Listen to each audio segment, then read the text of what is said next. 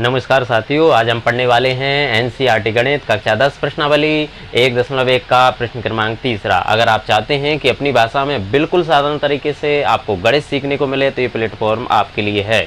बस शर्त इतनी है कि आपको वीडियो पूरा देखना है। अगर आपने वीडियो पूरा देखा तो इस बात की मैं गारंटी लेता हूँ कि इन सवालों को आपको दोबारा कहीं पर समझने की जरूरत नहीं पड़ेगी। तो आइए इस सवाल को हम समझते हैं। ये प्रश्नावली 1.1 का तीसरा सवाल है कि अभाज्य गुणनखंड विधि द्वारा निम्नलिखित पूर्णांकों के एचसीएफ और एलसीएम ज्ञात कीजिए। ये कुछ 3 सवाल इसमें दिए गए हैं, तो इसका हम पहला सवाल कर रहे हैं। पहले हम इसका क्या है अभाज्य गुणनखंड कर लेते हैं। इधर लिख लेंगे ये 12, दूसरा है 15 और तीसरा है 21। तो ये क्या है, सम संख्या है, तो सम संख्या में 2 का चला जाएगा, तो 2 का फाड़ा हमें ऐसा पढ़ना है। 12 से आगे ना निकले तो 2 छंग 12, फिर 2 का देंगे 2 3 6 और फिर 3 का देंगे 3 एकम 3। इसी प्रकार हमें 15 करना है, 15 का गुणनखंड। तो 15 क्या है, इसमें 3 का जाएगा तो 3 5 है 15 और 5 एकम 5 और 21 भी क्या है विषम संख्या, इसलिए इसमें भी 3 का जाएगा। 3 7 है 21 और 7 क्या है स्वयं अभाज्य संख्या, इसलिए 7 में 7 का ही जाएगा, 7 एकम 7। इसको अब जमा लेते हैं तो 12 के गुणनखंड के आए हैं, तो 12 के आए हैं। यहाँ पर हम 2 बार आया, इसलिए इसमें 2 की घात 2 भी लिख सकते हैं और यहाँ पर लिखेंगे हम 3।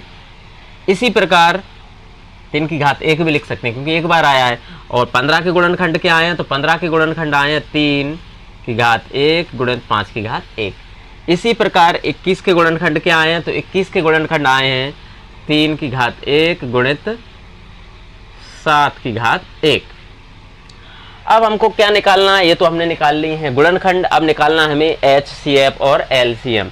तो एलसीएम निकालते हैं पहले, किसका, 12, 15 और 21 का हम निकाल रहे हैं एलसीएम।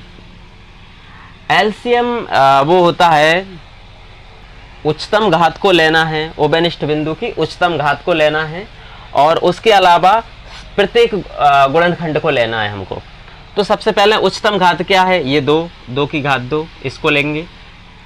फिर ओबेनिष्ठ क्या है, ओबेनिष्ठ यानी जो तीनों में मिल रहा होता है। तो तीनों में क्या मिल रहा है, इसमें भी 3 है, इसमें भी 3 है, इसमें भी 3 है, लेकिन उसकी उच्चतम घात क्या रहेगी, 1 ही है, तो इसलिए एक बार हम 3 ले लेंगे।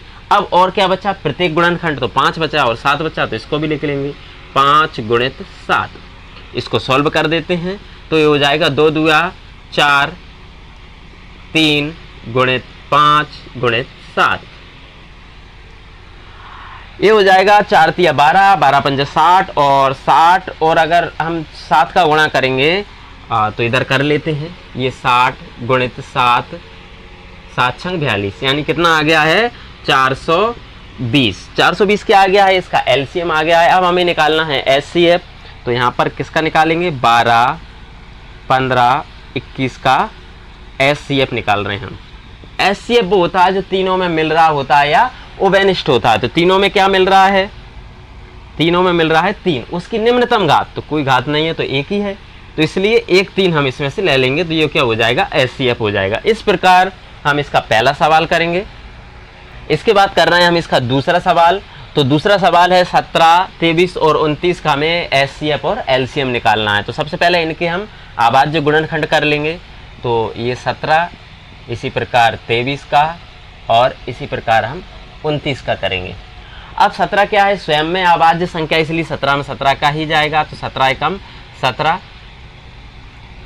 और 23 भी अभाज्य संख्या है स्वयं में, तो 23 में भी 23 का ही जाएगा, 23 एकम 23। इसी प्रकार 29 में 29 का ही जाएगा, 29 एकम 29। तो यहाँ पर हम जमा लेंगे, 17 के गुणनखंड के आए हैं 17 गुणित 1 भी हम यहाँ पर लिख सकते हैं क्योंकि 17 एकम 17। इसी प्रकार 23 में भी क्या होगा, 23 गुणित 1। उसी प्रकार 29 में 29 के गुणनखंड क्या होंगे, 29 गुणित 1।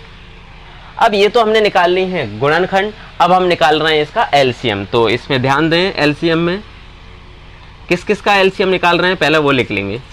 तो हम एलसीएम निकाल रहे हैं 17, 23 और 29 का एलसीएम। एलसीएम होता है कि उभयनिष्ठ बिंदु की उच्चतम घात, यानी उभयनिष्ठ, तो इसमें कुछ नहीं है, एक है तो एक से कोई फर्क नहीं पड़ता।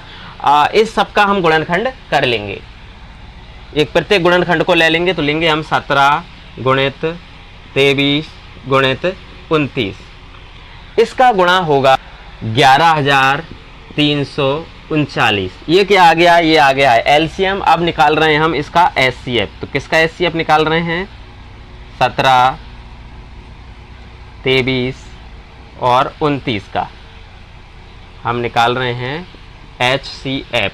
एचसीएफ होता है जो उभयनिष्ठ है, या दो संख्या, जो दो संख्या तो दोनों में मिल रहा है, या तीन संख्या तो तीनों में मिल रहा है। तो यहाँ पर उभयनिष्ठ क्या है, उभयनिष्ठ कुछ एक है, तो यहाँ पर एचसीएफ क्या हो जाएगा, एक हो जाएगा। इस प्रकार हम इसका दूसरा सवाल करेंगे। इसके बाद कर रहे हैं हम इसका तीसरा सवाल। तो इसका भी हम सबसे पहले क्या करेंगे, गुणनखंड कर लेते हैं 8, 9 और 25 के। तो इसमें क्या है, सम संख्या है तो 2 का चला जाएगा, 2 चौके 8, 2 दूगा 4 और 2 एकम 2। इसी प्रकार 9 में किसका है, 9 में 3 का जाएगा, 3 तिया 9 और 3 एकम 3, और 25 में 5 का, 5 25, 5 एकम 5। यहाँ पर क्या है, इसको हम जमा लेंगे। तो यहाँ 2 कितनी बार है, 2 3 बार है, तो हम 2 की घात 3 गुणित 1 भी लिख सकते हैं। इसी प्रकार 9 के सामने लिखेंगे हम, 9 के गुणनखंड क्या है, 3 की घात 2, क्योंकि 3 2 बार है, गुणित 1। इसी प्रकार 25, तो 25 के गुणनखंड क्या है, 5 की घात 2 गुणित 1। अब हमको निकालना है 8, 9 और 25 का एलसीएम। तो एलसीएम क्या होता है, उच्चतम घात।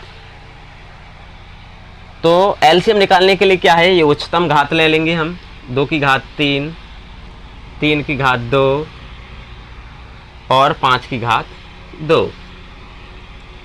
इसको सॉल्व कर लेते हैं। तो 2 की घात 3 यानी ये हो जाएगा 8 गुणित 9 गुणित 25। तो इसका गुणा करने पर आएगा 1800, इसका गुणा करने पर एलसीएम आएगा 1800।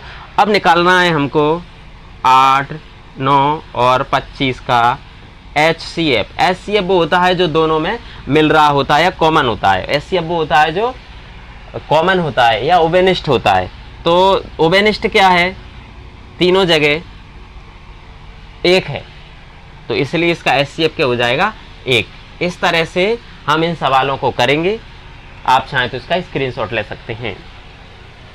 तो उम्मीद करते हैं कि सवाल आपको समझ में आए होंगे। अगर आपको समझ में आए हैं तो चैनल को सब्सक्राइब कीजिए, बेल आइकन का बटन जरूर दबाइए, और वीडियो पसंद आया है तो लाइक शेयर कमेंट जरूर कीजिए। बहुत बहुत धन्यवाद।